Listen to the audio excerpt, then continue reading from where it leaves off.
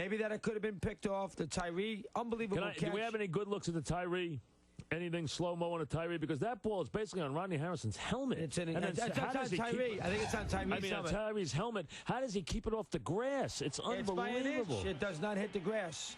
Twice they had a chance to sack him. 3 times they had a chance to sack him. Someone had him by the jersey. I think that's Ty Warren, Mike, if I'm not mistaken.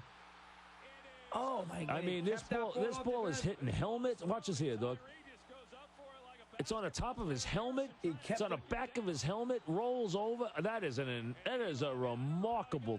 And that was a tough game for the big mouth, Mr. Harrison. Oh, he did. Because he got beat on the boss play. Yes, he did. I mean, he had boss man to man. He got beat on that play, and then he got beat on this play. That is an incredible and how catch. close that come to touching the ground? An inch, Mike. An inch. 230. One more time. How about Tyree? Is Tyree one of the most unlikely Super Bowl heroes?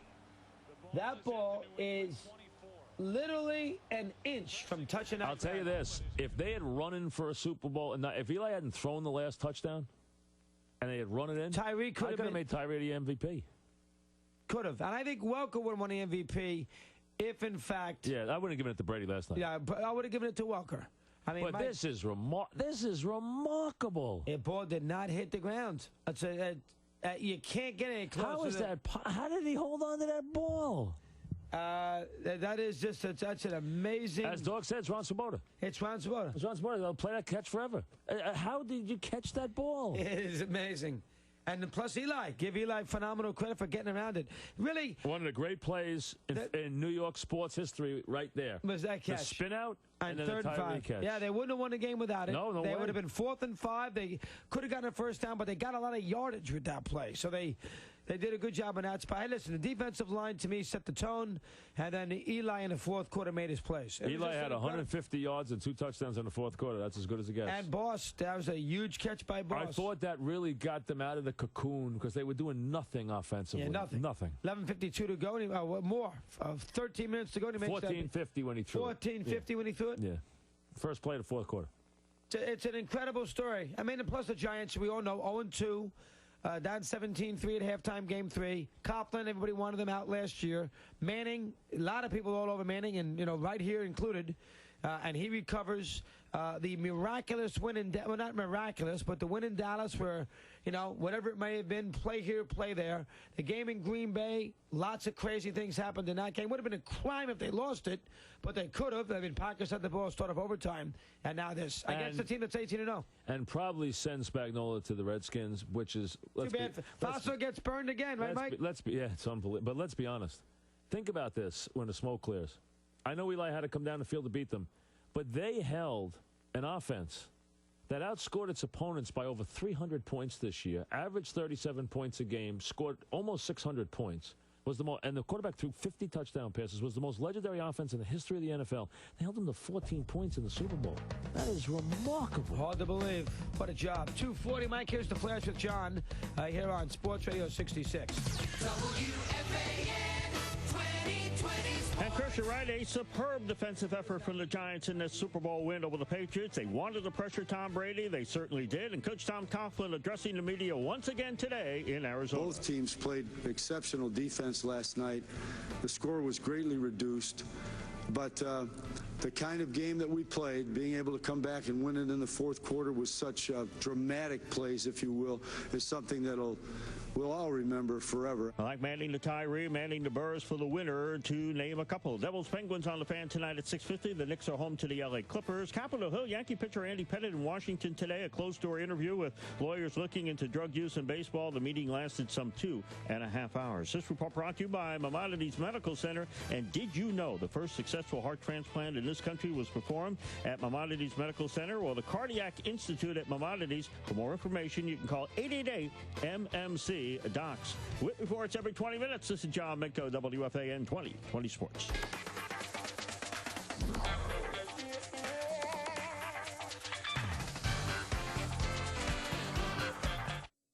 You're a fan, and that's why you love sports, is because you get days like that. That's all there is to it. You get days like that. You get moments like that. You know you're in the middle of something very great. You know you're in the middle of something that will live forever. You know you're in the middle of that special situation, and that's how it was last night. And that was, I sat with my wife, was rooting very hard for the Giants. He's, and for Eli, and we brought Billy Kerwick and Kevin Kerwick to the game with us. Dog and I did, and Roe did, and they've been Giants season ticket holders for a long time. They were with us all weekend, and Dog was sitting around waiting for Billy to come from his seats. He was sitting next to Dog, and to hook up with Roe so they could go out and wait for us. For Dog and myself, we were going to do the show at the airport. I was up against the wall there downstairs. And every Giant fan was coming over and so talking. Excited. And it was so the sheer. I heard 49-7 about 99 Who times. cares about that? That's just fun. Sheer joy, and the father with a son, or a guy who's an 80-year-old guy, and just sheer joy. That's when sports produces sheer joy. I mean, you could just see, and then I happened to be sitting in the loge level, I guess you'd call it the 200 section, and I was a couple of rows in front of their luxury boxes were built where you could step out of the luxury box and sit in the seats. And really, this luxury box is like 2 rows behind me. Sitting in the one behind me was Archie and Cooper Manning. And I had gone over and talked to them before the game. And Dick Ebersol was in that box, too. And Moonves was right there, too. So there's a lot of guys there. I was talking to a lot of them. And Shanza was in that box, too. It's an NBC executive box. That's what it was. I was talking to a lot of them during the game and stuff. And I was talking to Archie, and I said hello to Cooper. Who knows us because he handles a lot of their business affairs. And I turned around when they threw the pass, and they were crying. They're so excited. I mean, I almost kind of welled up. It was like, can you imagine? And Cooper, they say, was the best athlete of the 3, and he has this narrowing of the spinal column. You feel bad for him. There he was, Dog. Could not have been happier with the tears rolling down his face watching his brother. I mean, it was really something special. And can you imagine Archie Manning, who Dog and I, you have to like Archie Manning, and I'm old enough to remember Archie Manning at Ole Miss and remember what Archie Manning was. And Archie Manning's a great player who got his rear end kicked and played on an awful team, never complained. And now he has sons. I said to my wife, could you imagine raising sons who win back-to-back Super Bowl MVPs? I mean, it's almost hard to comprehend. And he said to me after the game, and I'm not a guy who collects stuff, and I had my ticket because I went and sat in the stands, and we were already in the building because Dog and I did the show. So I had my ticket there after the game, and Rose said to me, Mike, first we'll go back and congratulate Archie, and ask him to sign this. It's a perfectly not ripped ticket. No, it's perfect. He signed it beautifully. And ask him to sign it. Because think about it today. I said, you know what? I went back and I congratulated the Mannings. And I said, Archie, listen, I never do this, but could you sign this for me? Because, it's such a big day. He goes, let me get my special pen. So he goes and gets his special pen. And he puts the date on the back. And he says, he wrote it to my son, Jack. He said, Dear Jack, how was my son today? What a great win, blah, blah, blah. And he wrote the whole thing on the back of the ticket. Nice job. I saw it. Great ticket. It was, and I said, I'm going to give that to Jack. And it's something, from Archie, just watching that. And, being fathered like Dog and I are, we got a lot of kids. Can you imagine the amount of pride for raising not only good guys, but to have, though, I don't understand, maybe it's a little different for him because he was a great player and we don't understand that. But to imagine raising two back-to-back sons and MVPs. having that back-to-back. Hard to believe. It's hard to even fathom that kind of success. And I think I think the game is added because the team's it's a good villain in this game. You can't root for Belichick. You got a good villain here, and he was banned in the post game. He's got that red hood on. He's in trouble maybe with this Ram thing. A lot of people told me, Doug, who are Belichick watchers, and this is not Parcells, so don't think it is because I haven't talked to him. A lot of people told me and said, for what it's worth, Belichick did not seem like Belichick on the sideline last night, the whole game. Now, I don't know what that means. Maybe this is distracted by this other stuff. Who knows? Now, maybe people are reading stuff in, but they said that was not, and these are people who know him.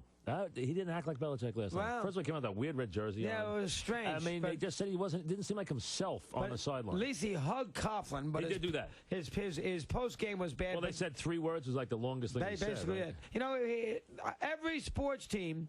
Great franchise. I'm sure I can find a loss for the Canadians that was bad. Hey, that was your theme this week. I mean, I know you didn't think it was going to happen, nor did I. No, okay? but you did say, but somebody's going to. You can't win all the time.